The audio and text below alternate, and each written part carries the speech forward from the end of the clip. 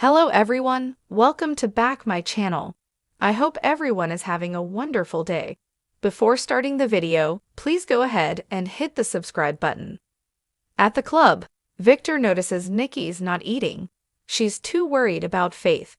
Victor reminds her neither Faith nor Lucy were seriously injured. Nikki just wants to see her and clucks about another car accident involving underage drinking. Victor asks if she's thinking about Faith's previous accident. They're lucky Adam was there to give her a kidney. Nikki is grateful he did that. She can't help but think about Cassie. Victor muses they lost that girl too soon. Nikki's sure this is just a painful reminder of what Sharon and Nick have already been through. Victor asks if alcohol being a factor is upsetting her.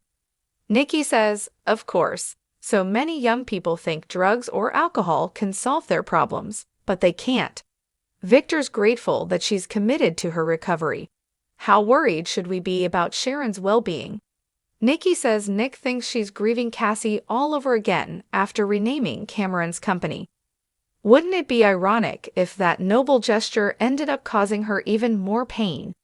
In the hospital, Faith tells her parents she keeps replaying the accident in her mind. If she hadn't turned her head, Nick reminds her she was trying to help Lucy, who was sick. Sharon snaps from drinking. Nick asks if Faith is tender.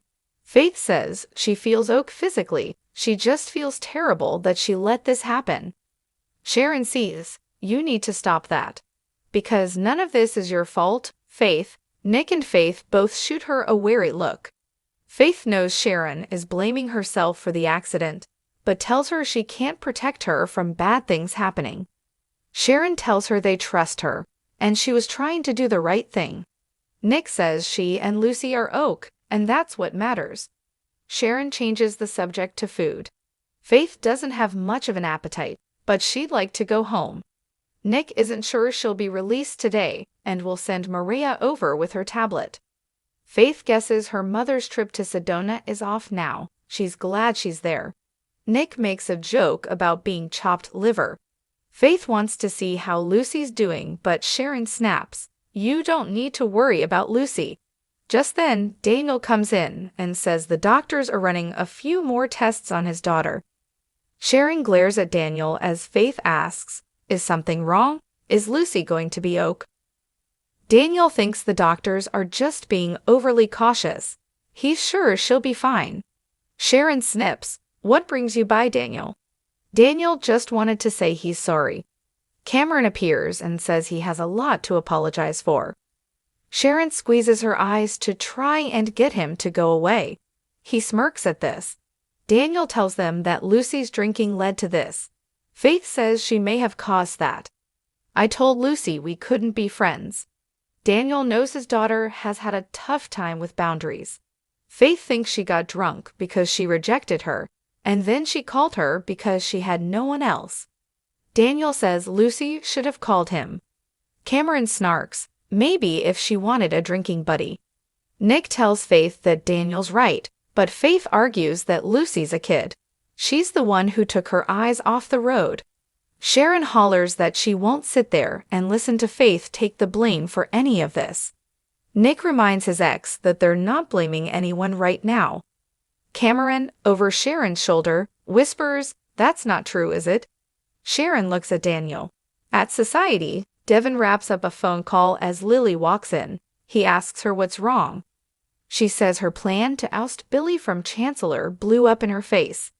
Devin learns that he fired her. Lily explains he can terminate her contract. He just has to pay her off. Devin suggests she call Jill.